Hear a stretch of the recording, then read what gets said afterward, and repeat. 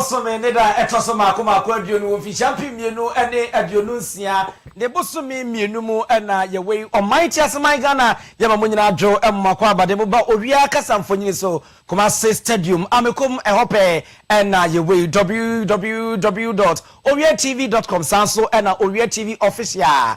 wo TikTok Owia TV Facebook Owia TV wo YouTube bomadi follow ye subscribe na share ya na adwo adwen so e de ato ase e de amaye se de ye no samre no nsia bremu Kaseɛ body apade mfa kunwura kurichi wo semfo asem na wo de asoma ye ya bremu ye mamunyina dwo mmako aba ebim afensem e de besomo no de edi mu akote ni animu no bi eni Ghana Mampanyi John Dramani Mahama adi edwumekuo bi anim ama won mapa ho ntoma wode atodwa sedi ebesi aboa ama man kanko etimi akonkan US won mana musifo wo my Ghana mu an wo bo adehye kokosese wokọ na okoche anase bread ya mano eburo so pe aniamra na ubedi sa enso ana mansan kubata United Nation ya womo na musini me no kasa wakasa ade afa Russia abemu obedi oyene ewo maimu Edom Kaseɛ ewo asebedafie ene edom kuma won mo ho nyina won mo de wano atomu bi ede afa enipa sebe wonum ekɔdwie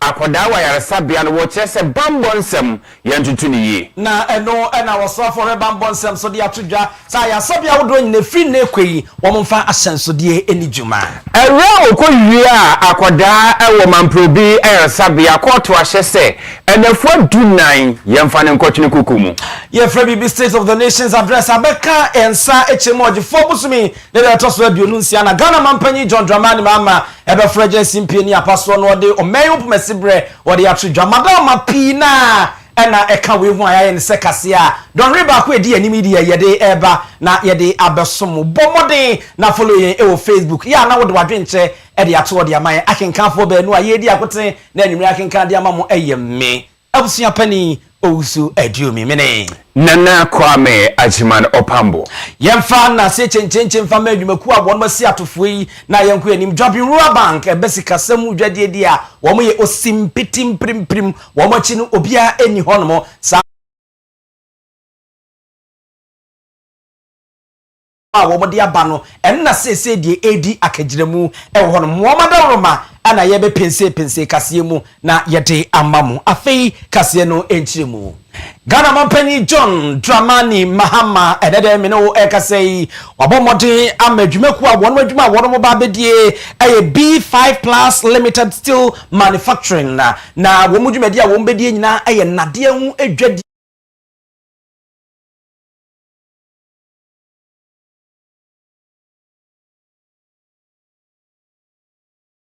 no odichere enna Ghana Mampanyi di animu no okotwa ahomammu na ne Kaseɛ mu no ena odi twodwa wo kyeremu se omeye ni soade hu ni titihu ne nsam odi by the big pools eno no ehye kwan yie mu se de be ombe yi akwan ye monchimonka ene ade na oman Ghana ye nwa haye na ahye nkobadie atimi akonkan no enye mpuntudwuma nko a ena Ghana ye di behu yen se yebetumi aye mpuntudwuma ne be konkan na niema ayeyi a ena de nso di mu akotene pa enu nti na wo se ni nyina ka bomu na ese ba akofo ye muma na etimi adi animu na etimi akọ na etimi aba ama botaye esi na ni so no etimi aba abodwumediko yi aba so no akire mu se ebedurumre bi no na oman Ghana enkoye se ebi ade de we nkwa na edi ye na emum enade nso no na ebibrem hanom no ye bedi mu akotena ye bedi hu dwadie ama niema etimi akonkan Ghana Mampanyi John Dramani Mahama.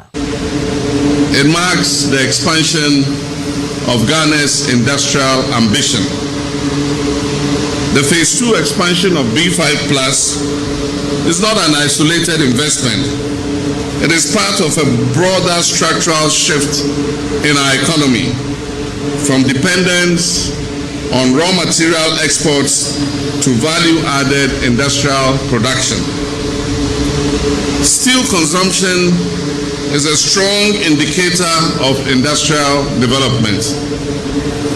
Across emerging economies, per capita steel consumption rises in tandem with infrastructural growth, urbanization, and industrial expansion. Ghana's annual steel demand is estimated at over 1.2 million metric tons.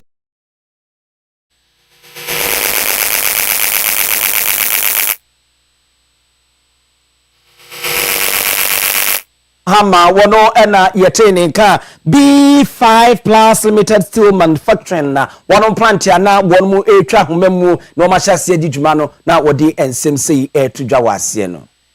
US of A. One embassy wo my Ghana mu no de kokobon nsem eko ediama Ghana de hia. One mo ayese nyame ya tomo a busumi a yewo mu ede eko yesi afimi de enche kra na FIFA World Cup 2026 no baso one mo a epese ekobi no na wo bo won kokose eni kwase ebre ede ama wo se wo de kohwe abokansi no okotena omani mu etra so yesa watomra emra ani ubedi anunti wo sese bibia enhwe na enhye ya efa US minister will be to continue and I say what to call many moon okodi djuma bi no san hye ni nyina nipa no enhwe na wontumi eni so na wobo amane no e na wo kire se ebra wodi si wose wode man krata ede aboa wonmu a epese etukwan eko US mani mu no ade se wonmu atumi atremu a enei omabie ekwan ede ato se de be ya enipa pi na ebetumi anya nkrata ni bi na wode wani akiremu ono nensentrofo nhia mu a wonum eye ndie ogina mu na wode saa ensemetu dwa eye Rolf Olson wono ede kasaye na no ene wo cheche mu se wonum se enche na FIFA World Cup 2026 no eba so Ghana de hie na ena wonum bepese obekobi US man so ewo nhyehyeye a wonum ede bo wonum man ho bra anunti ene wo ka no abo obi akokose se ye de mawa no wahwe na watumi adi enhye ne so pepepe na eno no wo se eni kwase okotena se na woche anase bread ya ma no okoburu so ena visa na ede ma no o se anu nso enkyere wo se sabio ye de ma wa na chese wadu US mani mu anesa enhye wo ho a ewo se nipa kron otumi di so ansana wonso watumi akọ na wakohwe bi ensem bi a owura Rolf Olson oditudwa enie. So I think it's important to clarify something. Every country has its immigration practices and laws, right? And this is certainly true of Ghana as well. And when a government issues a visa to a visitor for whatever purpose, for whatever length of time, it's really incumbent upon that visitor to respect the laws of the country they are in. And that's both in terms of the conduct of the country, as well as how long they stay. Now, in our case, and there's the understanding of distinction here. The visa itself is a permission to apply for entry at the port of entry, right? So the visa allows you to get on the plane. Without the visa, the airline won't let you travel, right? You get to the border at the airport, it is the Customs and Border Patrol officer who then officially grants you entry into the country. It is that individual who will determine how long you have to stay. That the visa itself doesn't range a specific amount of time. It's that officer who has that. The standard, generally speaking, is 6 months. The officer can make it a different time frame. Now, if we're talking about a different kind of visa, for example, student visa, then it's usually for the course of study. Right? So, Rolf Olson, wono any penina, a shen and san wayan to tear a day after 1 more. Wapesa wonsa ekatumi krata na woko USA memuna wonmo kohwe FIFA World Cup 2026 ni bina odisa ensemi etudwana obekobi Russia foot your friends USA ni Mexico World Cup nana na Canada nso ka ho minya bia mekode me hwese o man be mamakwa ka bekwa koto commentary na free odi aba yenkoi abia yenko saw bisa na machi mu enti yenko anim ne yento aso na yemfa emmamo woko amansan kubata United Nations wo mo ne fa ya na wo mo hwe no mo prehwehwe asomdwie ewo wiase nyina na United Nations Eminence Peace Ambassador era Madam Phyllis Henriches wodin some ede atodwa ede afa abemu a wo bepie wo meyi mu na sabia kusabia kroto wabedo Ghana emadodo na asuko ene ese ma bese aha wotwe de wodo mu nyina atiri ede kampa a woyi won ma ya asesade ene ade a ɛho mfonyi di ntra na ɛbɔ pata bibi sɛ poasoche ɛgye ne ho saka nwe ɛwɔ social ɛne ne media yi so na ɛno na nkra yɛn sa kakra ne sɛ owura ya meka na asɛm samre yie oni wɔ mɛm a wabu ne ketem ɛde akwa akopie mu ɛwɔ Russia ɛmɛmu na ɛnam sai no so ama mensan kubata United Nations ɛwura ya wɔ no ɔhwɛ sɛ ne bɛyɛ asomdwe bɛbɛyi wakasa ɛde afa nwa de krata ɛde kɔ Russia wɔn ma nam sini a wɔ Ghana hanomo na traye ɛwɔ nkrampumpuni mantamo mecha sagi Bednikov na so ye amode krata de akoma no krata wode akwa ni nyina ayi owi na wo mu nipa ba ya oba ebediye na ɛrɛ kyire mu a ɛyɛ akasa ye si ye niye chesi spectacles yi ɛdubi ɛna wɔn ɛde afidi a etimi etwa mfonyini ɛde ahyemu a wɔde hyɛ nani no wɔde ba ya wo wie ye no wɔsade wɔn a wɔn no wɔn di ahyia ne bie no mfonyini abɛto social media yi so a wɔkyema awerɛ ho paa wɔgyina so amanu mu no wɔde ato Ghana fo mɛyi a wɔn kodi adwai mu sɛ obi a wohia mmoa bia no wɔn to homa na wɔn bɔ homa na wɔn nkasa na wɔn ɛnkɔ wɔn ɛmmoa sɛdeɛ Madam Phyllis Henriches ɛde tu dwa no ebi eni Odi kano memba na wayɛ hodam no mesre medem na maboto igwa wonhwɛ kokwem ndura wada yɛ de ma hwan because hwan adwenem metina mekasa sɛ medical dopamine serotonin oxytocin akofom enti mesafo no wayara nkasa ndura ɔyɛ hana bibiduru yara emi abrɔfo na duru paracetamol pom ntromo mukɔhwehwɛ no mama me ɔkyɛ me bibiduru no mukɔ na mukɔsua ho ade no na wie yan na beebi ane ha enti wonduru no ɔna na wɔ he enti da monduru na me de bɛsɛsɛ ho nyipaduam da monduru na me de kɛsɛsɛ adwuma na ama ho wa amanande ho President Mahama mese ɔnhwehwɛ me hyɛ asehwehwɛ na akyere montua bribe maga na nyipiara ansana ndwuma na me mekɔbɔ wa abrɛkyi wa ama ho no wayɛ dɛ yo what the mark of my opinion was Munchiana, the moms of my opinion about the trauma, medicine, cosmetics, pharmacy, furniture, Bibiara, Yebiara, or no Yesica, yet the boy is Mamma Hammer, you are Manande in a hustle. Dr. Henrys, but I practice only traditional African medicine. Okay. Now, Momono, Abrochuro, a home, Middle Papa. Abusiafo Amansai Kubata United Nations Eminence Peace Ambassador Madam Phyllis Henriches ono ena yeteninka ewohwe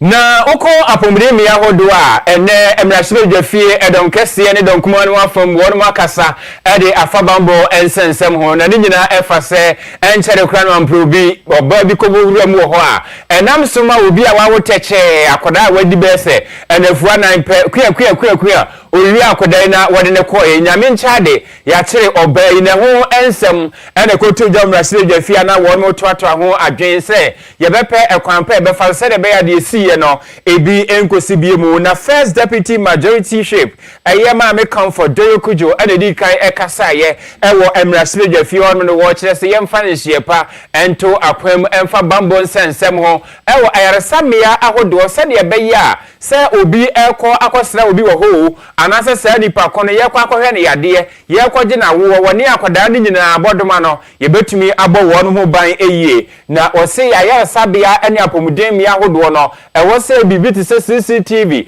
cameras ne yade afi bambon sensem no won mutumi toto ne kama na afi obi nso ba wotumi de woni edi se nipa kono akini ye hwese nipa kono de apote ne wo beye ansa kra ne yatumi amano awura obasa bambon sense betumi amano atitoyie na no si ye ena deputy minority leader ayema me Patricia Apiejei ono so na no tumu bi o so ye obatan na ya pa we se enke yanchi wo beye a ene na nke wode obi ba kwa ne sa enu nti ama ho akohia se won mu nyina ede wa no tumu bi na yetumi ye hyehye pa o ya pomuden mi ahodo sade beye a bambon sensem ebetumi asipi asita ensem a won mu de tudwa e wo mrasebe dwafie bi enie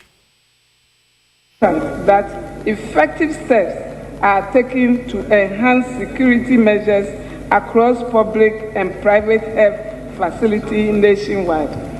Hospitals and clinics must strengthen access control, surveillance systems, and staff vigilance to foster similar incidents in the future. If we allow people to just pop in at any time in the hospitals, that is when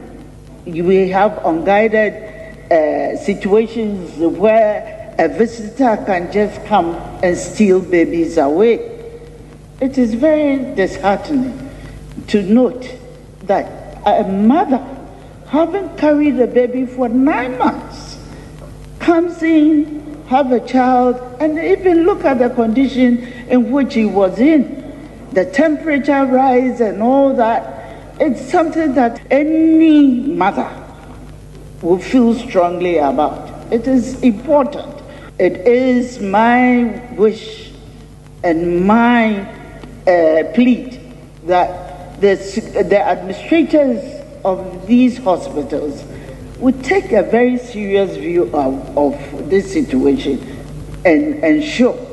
that the measures that they are going to take will take immediate effect and to She said ye awo any emu ya o esi etie na akoba ne se obi akwakoye chim na wachim na wawo awie na enko wiase akofa ne ba emu ya pa hye yawa sa nipa kono ofa mu mpogwei eye edom kase a umra hye dwafie eni dom kuma ne famu nyina ena wonom ekasa edi ano baba ye kwan a ye befa so abambon sense betumi adoto ne yie ewo ayaresamia. Abusia yeda so ejina sa arewosama esiye ewo mamprobi aya sabie yina enam saye no so ama oswafo hwe yapomden ensem so onwonyamfo kwabnamenta akando enso ede afuturo de akọ ede ama aya sabia abodo ni nyina wose obia senso de ewudin ewose ebo ho a na ma ya sabia wo nyina kopem ebra ebia waponwo na wapue no wadu babia abambofo security one checkpoint wo na wupue de ene obetimi ayiwa de afiri wo na ebom se wonye wura ayasabia honom a enye wono na wo ba beyi sa udin no ede afiri ho enu nti wormo nhye no so na obia mfa ne din emobo no na nya senso de ebehyem kena na agina brane na ya dansidi afei womo a wonma ba bechem awo wono ema ewo ho no enu nso wormo nhye no so pa na afei ma minidi ene akradi a yede atata ho nyina no nso no womo emfa ni dwuma enu nso betimi aboa ama bambo ahu nsam no agina ne nam so pampe ama ne ma atimi akonkan. Apart from the tagging, which is part of the clear protocols of identification of patients and, in this case, babies, name tags should not be taken off at the ward level. Name tags, both the parent, the mother, and the baby, should be taken off at the security gate, at the exit. That's why you take the name tags off after going through all the protocols, settling your debts, and you are exiting the health facility. That's where the name tags must be taken off. And that is one of the reasons why, or that is one of the means why we can avoid the incidents of baby swaps. We hear this a lot. Stealing of babies and people complaining that no, this is not my baby. In some cases, they come from the identification of the babies. So tagging babies and tagging parents are very, very important in under these circumstances. So these are the few ones. There are more. For example, I have told them that look, I do not want to go to any health facility and I see a bare land. Se aboa no wode ne huhu ene enwen ne bon edi a ye betrotro ade abobo ho no ebetimi abaye wosi akwan ede ama edurumre bia na yesi wei yasesa ne ba wei ba kodia wei ba kodia no na etimi aboa ama bambo nsam so no etimi aye kama odonyamfo kwabna menta akanda wo hwe apomden ensam so. Accra High Court akwasetena na wahye se awura wanya mfinhie aduasa miensa Latifa Idrisu ayebetu yase wono ena abodimwa okoko hia no ewo mamprobi polyclinic no yemfa no enkotwe kukum na obenim bosome de toso ennan won fimpinu ne adununsia mu no yesa edna bepie mu ewa asende bia na afa asenie no atumi atwa so no tina watwe no na court no ahye se yemfa no enkotwene kukum na enipa ye kana asem Latifa Idrisi bosome ye wene de toso dun wotwe na ebeto dwa se CCTV a ewo mamprobi ayarasabia hodmo no won mu kodoso de so niema mu hwehwe mu na ana mu se ma mi kwa aswa muade bi e de ahye ne buku de a wode ekro ne no ana mu doso de so mu no owu se eraba bi a wono okowoye ena no brada bosumi de toso edu enson no ono ne ba ena saa awurai akwa tabiri na kude wode no ekro yi nyano ena nam so ema CCTV ni mu no won mutumi de so mu a ehwe se ene ho anie ene kodi saa ensemoni wo mu di akire a wo mu ekoche Latifa Idrisu na eno ene wode ne kopie mu wo Dansoma Divisional Police Command nim se wonum emfa ne ntwene kakra na afei enhwemu entimi enkoso no kwasem ni apolice for enhwemu kakra edikan wonum ye ne ma ne beto dwase no kwasem ni akwada no enye ne ba na emomu no eye obi a wakwa akwowo na de kan se cesarean section bi wonum eye ni bi na wonum wie ye ba ene wakwa akotam eno enam so mantem so womo ahwehwe batan na chi kwan a omoje abofra no ede ekoma na no kwasem ni womo hwehwem na eye no krese ampa eye wono ena ne ba ene no ene se de Ghana emra ene nhye esitie ne se okobokro no na ni titiri kura ne se wasa akɔwie nipa de ene na watomra enu nti ene ena abrewa eyipuma wɔ kwan mu a wɔde Latifa Idrisu a wɔyɛ dwadini ɛwɔ enkran ɛhɔ ene otonton ne niema wonya mfinhyia aduasa miensa akɔɔto ahyɛ se wɔmfa ne nkɔtwene kukum na nyame yɛ atomo a obenim bosome de toso bɛsɛ ennan no wɔnsan emfa ne megina adakam Awurade Yesu Kristo ya adom ogefo bosome ne da etoso aduonu nson Ghana mampanyi John Dramani mama ebeko oman Ghana mrahye bedwafie na wode o mayi ho brabo ne ho pemasibre wode akwa akoto beja sede ama abedwafo a o mayi asoma wo mpesua ahanu aduosun ensia no musi ya namu ahanu aduosun ensia no wo mo atena nsentrofo nso afa atoa apeten ewo efri afi apema hankro aduokono emiensa no mu 1993 di besi ne no o mayi amamra afi apema hankro aduokro mienu ehyem kena ewo article 67 a emma kwan se afimua bia no mampanyini ebeko o man Ghana mrahye bedwafie botaye ne se wodo man wakom masika edwadie sikasam amamuo ane bibie ekobia no wode ho pomasibre na ekwa akotodwa ebinum efri se ebra flight lieutenant John Rollins bedi mfinchia bese edu nwotwe wobetena akonwa so mfinchia be edu nwotwe no wanko o man Ghana mrahye bedwafie amfa sansem ibi ankotodwa enti enne no abakwasama ekeka ede akose John Ejekumkofo amadapa ba odi ewuo wono ene oba ye obehye mu kina wo hyase a na odi se adwumadi ya eneyi aba yehwe enu tinkra beke nsane free the government opanyina wono ene da wo nyuma ano ononyamfo mahama ayarega a wono ye edom dotoro no kandifo enim no echiremu a ogefo bosom ye February a ne de toso aduonu enson Ghana mampanyi John Dramani mama ebeko na wakwakoyesa amamre ene amane no ebra won mu echire nsemu no mahama ayarega echiremu sei. His Excellency, the President of the Republic, is scheduled to deliver a message on the state of the nation on Friday, 27 February 2026 at 10 a.m. in accordance with Article 67 of the Constitution. In line with the convention of the House,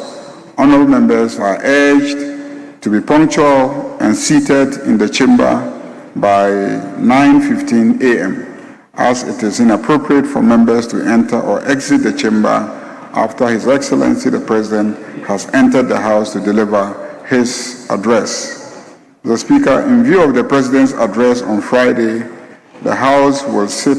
at 10 a.m. on Thursday, 26 February 2026 to enable the House adjourn early in preparation for the address. Pay attention. The President is coming on Friday in the morning.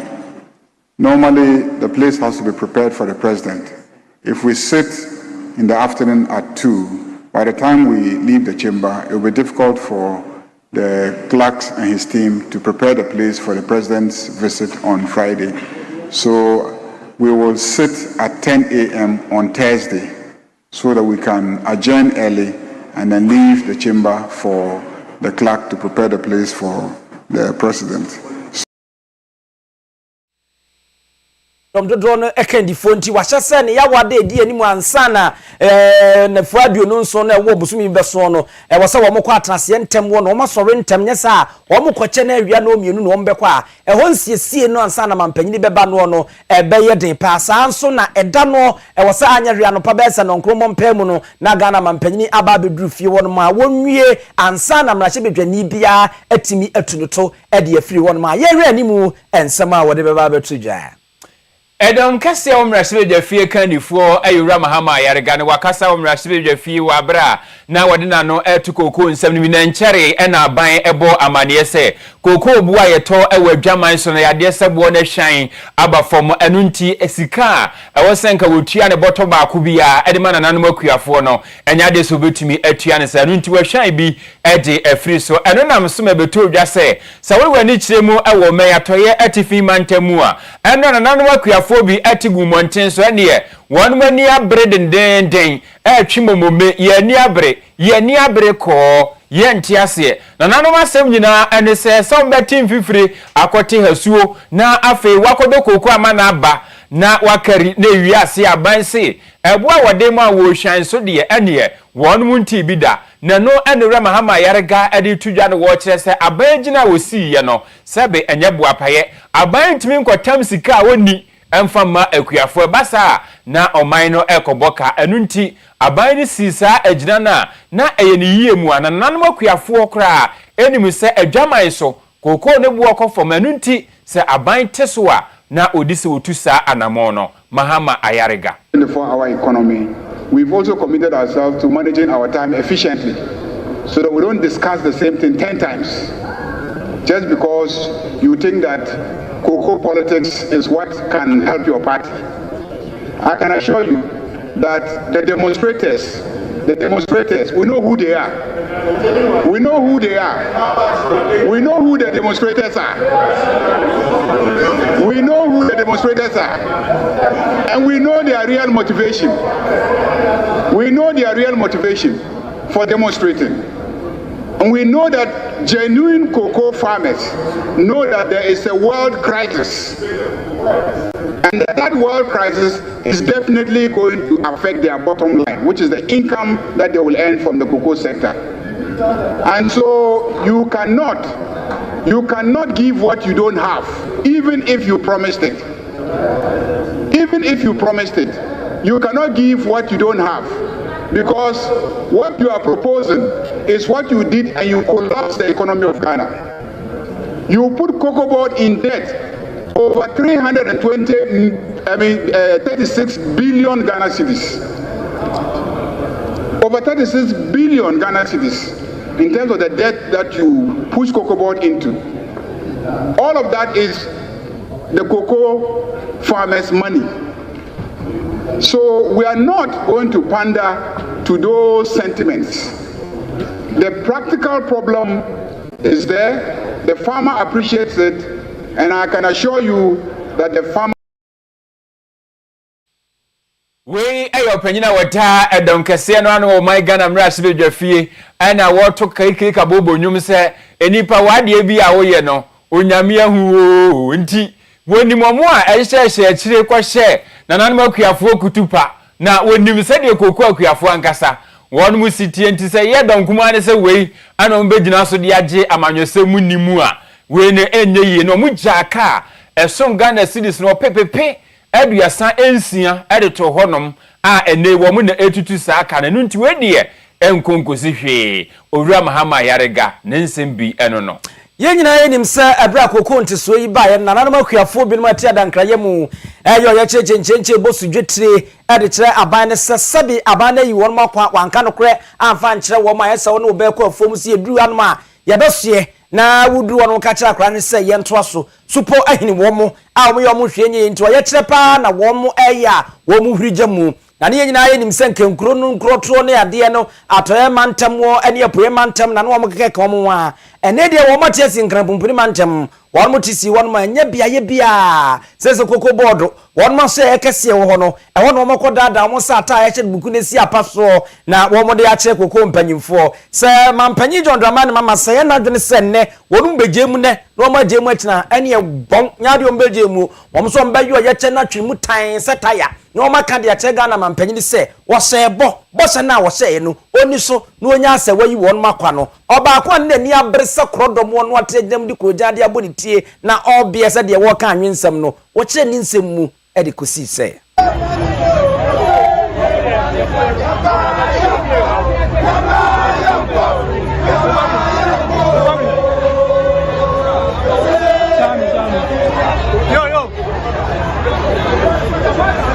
Bia me pa betra sa until say obi ebe hu say yani abra kan yen twa kwan every say we ma ha wasting no fa ma ha anya wasting no na si ayeden na ai first see host pay no e dai phone to pay bia bia randiabe waji 800 million asana ni your first allowance 400 million ya atoka mienu yate ne atoka mienu idabit bia me no sa koto fofo ayeden na mo di se ka koto ka modi esika kotoka den mudi te kaba e kotoka ye o kan kwa ya ti abre ye kan kwa ye tino me consiste akabo yiya 22nd February na me consiste yes adan ya ye ku eduma so se esi abre mo kan kwa ye ni mo minister sahuro nyina ye ti ombe so mo kwaje s grasha na ye di e ku afọ de kakra no mo mu sisi ye ti ase na ye ti ase kira mo ba mu kunye mo ye bibia ye ti ase na se me to me kwaje ba ku ya ni so adini no ba kana ha o me ka kire se wurade na ate sisi on ti am ka ensida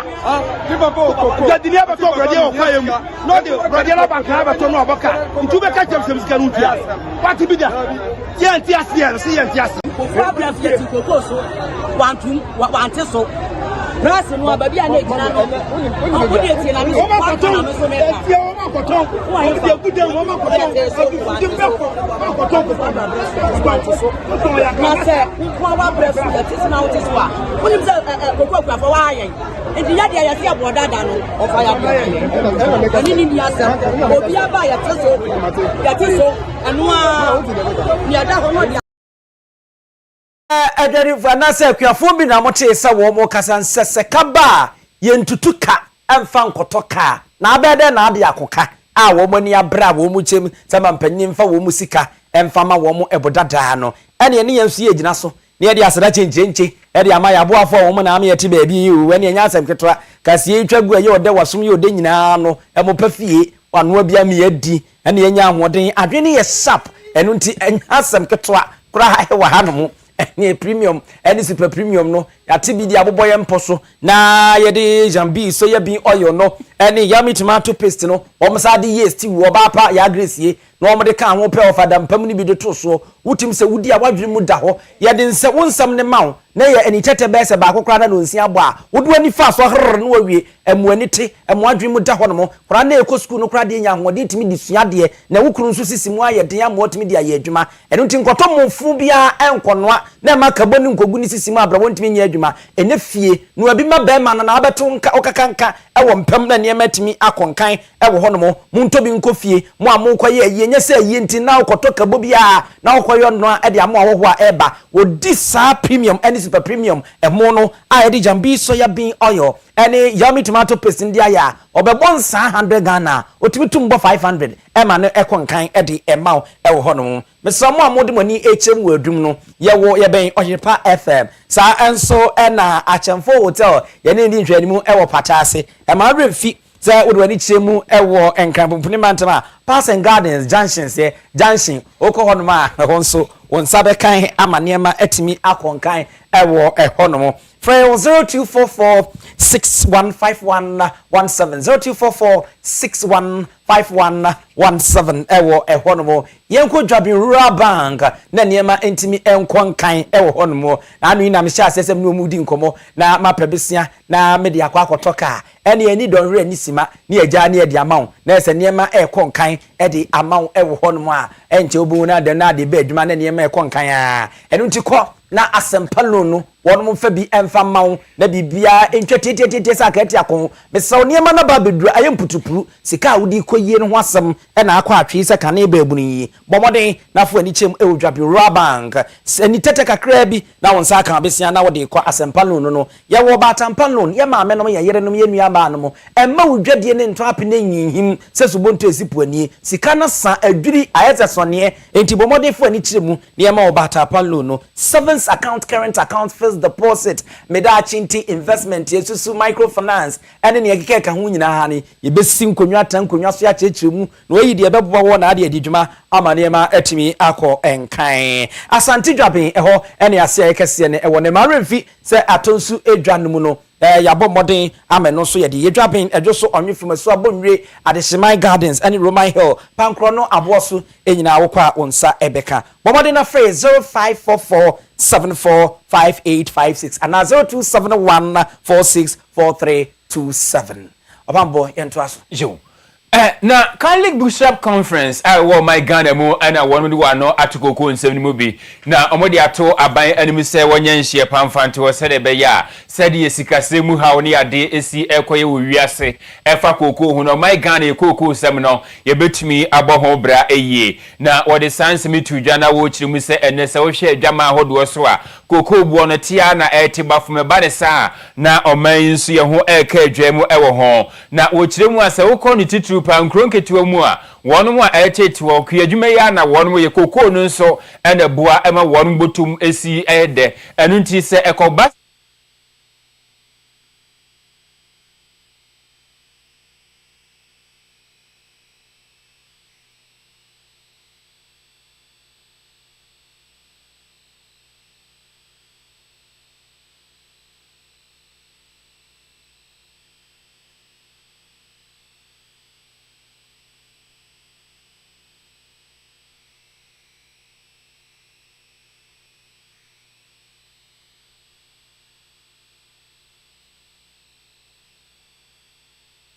da Matthew kwasi jamfi wono ena Catholic Bishop Conference no dano ensebia odi tu dwanie ya kenyina ense koko eba Ghana hasi koko akuafo ena abane ate sika akuafo no nkoso yenya ne yede mom na abana tie ni sa ede akora Ghana mane ede aka ya na Ghana wo ho ede akora Ghana ma ya tititete kora wo si dabre University of Ghana no ene Kwame Nkrumah yi dabre kuafo sika mintua no wokobode ama kuafo dai ya mfa afi ba akopɛ en sei mfinfia be se aduonum ana se aduosia koko Ghana koko kuafo ede aboa Ghana na afi ba akopɛ ujina so se beti mu akatua Ghana adwuma yefo nyina otu omoka so omoka akatua ntumu a omo ye den omo ye yekire na ho a wate se abanate na adwuma ye ni bi akatua so pen yese ye akuafo ena wo ka sa asemu ede akire omo kura oye a woji omo tax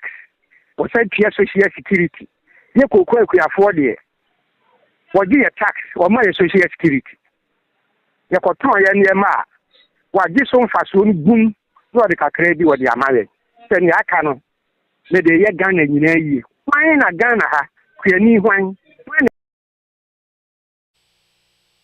Eda Ghana Catholic Bishops Conference ano Reverend Father Matthew Kosi Jamfi ani yitieni Ausia kane nanka ye Bureau of National Intelligence na ensesa be mu ema ekoye National Investigations Bureau na wohwa na chese eni National Investment Bank ni nyina NIB akode hye toda wo ka hunhu ne eye bambode no na hu de yesika krabia no ene mi no ka se osofo hwe fisam ensam so aswansem ra chebedwani ononyamfo Mubarak Muhammad Muntaka eri abetu dwasa wo mo ye nhyehyɛ sɛ ne be ya ombeze sadin no na sɛ ne ya na etu afra no no enyesa ebiem ɛwɔ no mo yani yewra Richard Kumado a waben ɛwɔ bambo nsemu ɛna edi nkomo yewra wadam anwumre de pese ebisa ne sɛ enkra bia ba woye bambo ni a wohwe bambo mu nsem ni ade se sa NIB mienu no eya na ehon nsem no ne ka ayeka na ede ama bambofo na ana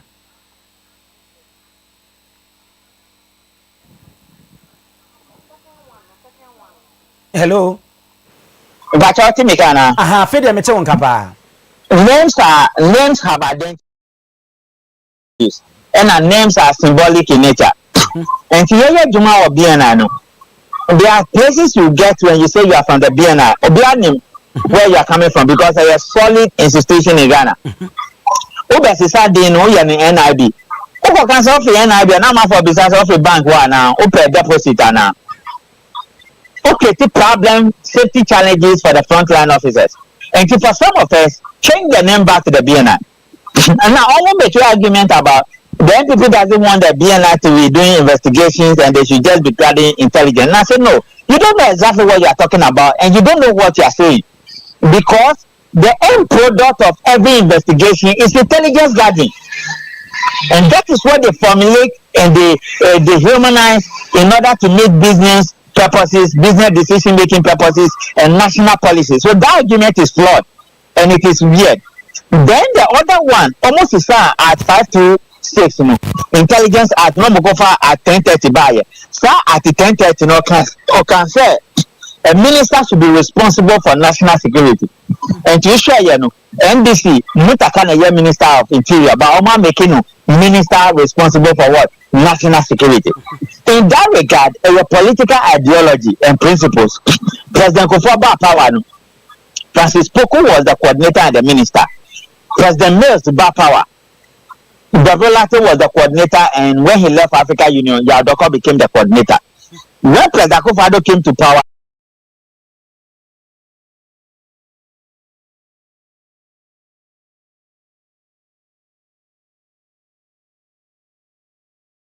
is in power, they prefer a national security coordinator.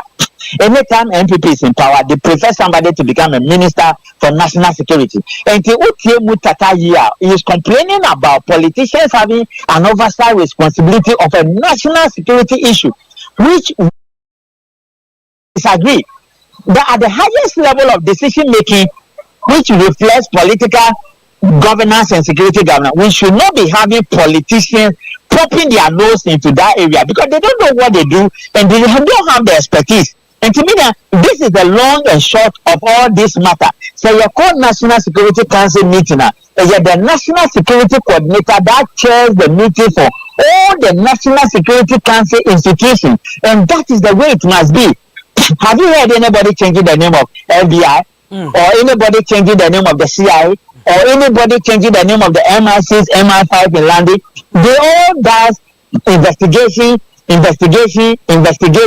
and intelligence gathering. So changing the name was a wrong ideology, a poor decision, not thoroughly thought through, and it lacked merit. So changing the name back is a good thing to do, and it's long overdue because for some of us, people like me, we waged a crusade about 6-7 years ago that this name you change to NIB. We've created problem for us. We have Bureau of National Investigation, which was part of the BNI. Most of the BNI are making a National Signal Bureau, and you created problem for us. So change back the name and let the structure streamline, and we'll be fine in this country. Yenim said ye one kasa o pedigree e baba mbom nsam ne ade ne wunu no maka. Eya na aban ni sigina ye bi etesa. Ya na wo mo nimu edi nkitan wansa na. No, they don't. Politicians, you know they are not resourceful. They just destroyed everything in this country. And that's the problem I have with politicians. Stay in your lane.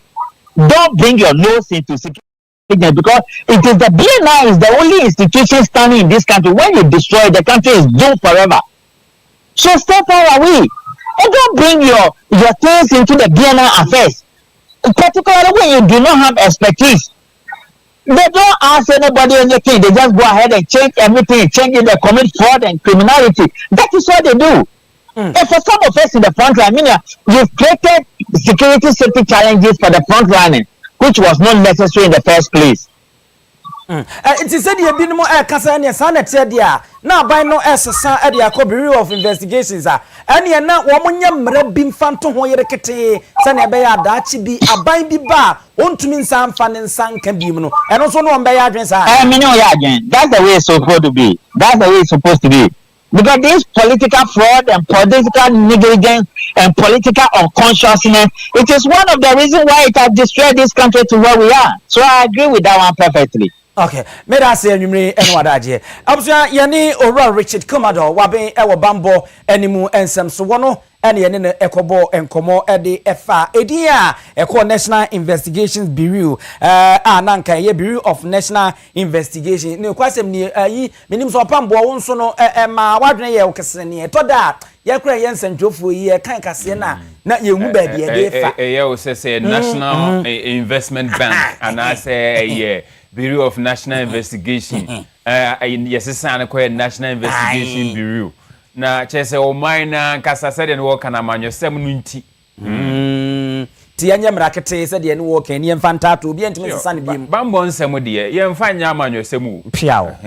yenko abusia mrahye dwani Dominic Niti wo sanso eka badwaku a won mu hwe nuane ne kwadwuma ho nsem so ewo mrahye dwafi ho no na wade ato edwasepo alugu multipurpose dam a na won mu gusu a wo ye na abansesa ba ye ena ndi se manyuku no eye se won be nhwehwemu e de afasika esum US dollars no pepedum yenu a wo chese won mu de akohwem nanso adwuma papa bia enhye da enko so honom na no ana Dominic wu echese besa bosumi dunum enie ena aban fiti asese oye nhwehemu nanso no wontimi mfa asem bia matu dwase asomasi anaso obenten adisika wo huntiama dwumadie no aka ensensemu ano ene woka ede akere aban ne sese wo hwe na oni nyina so bia wonhwe na omadwuma no entimi enkoso sanse enye emfie du ene yede be nhwehemu ede afa ho.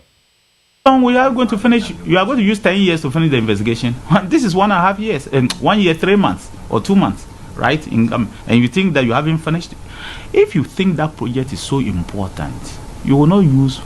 13, 14, 15 months to do investigation. That you can use just even 2 weeks to finish.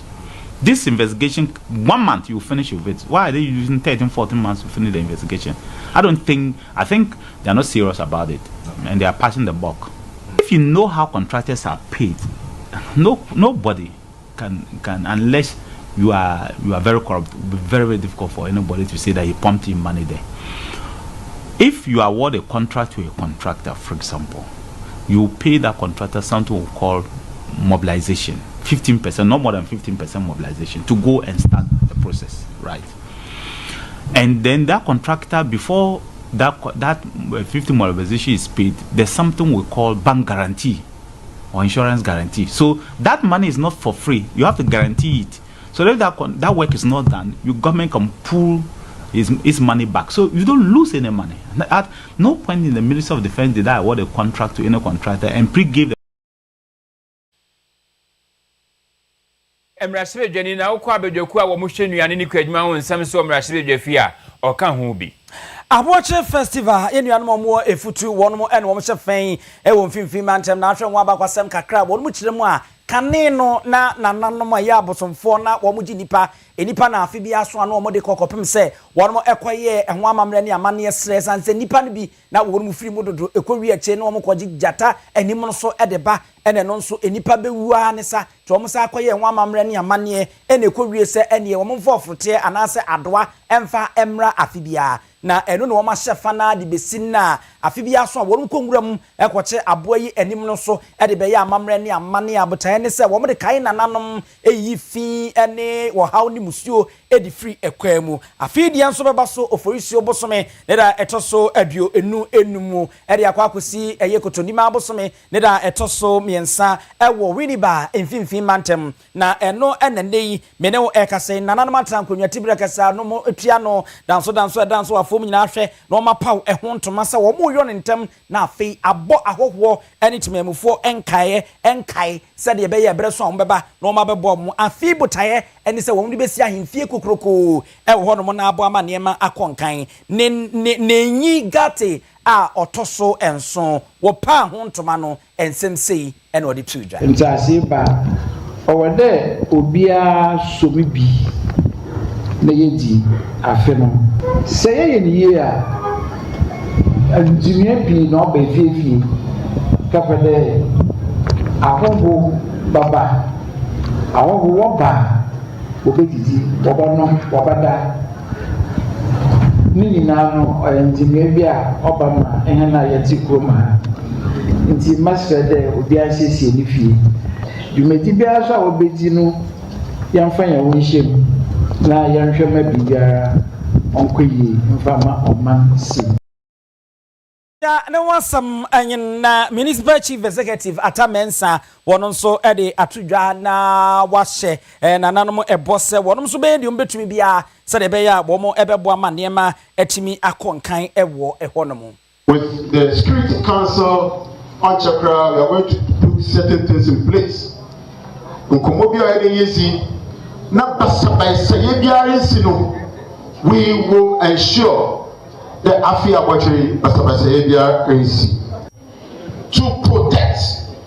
And don't tourism in the local economy, we must attract investors. There are people who are ready to invest here in Winneba.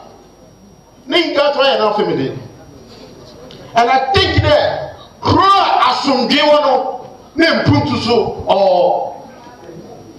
and so this is a chance to tell the whole world we are ready to promote peace so that development. Enti eno wasam no na wo mu ese wo mu de yakuturuku bo nyina ebebe mu a ba ko a wodi nyini pa ewo mu eye ahete powers yes am beka ya enya asem ketwa kro ni buko mbanku ntokwa na enya asem ketwa wo beba ha na wo bepa won tuma na sa agudie no nso no wo mo dibi ewo ase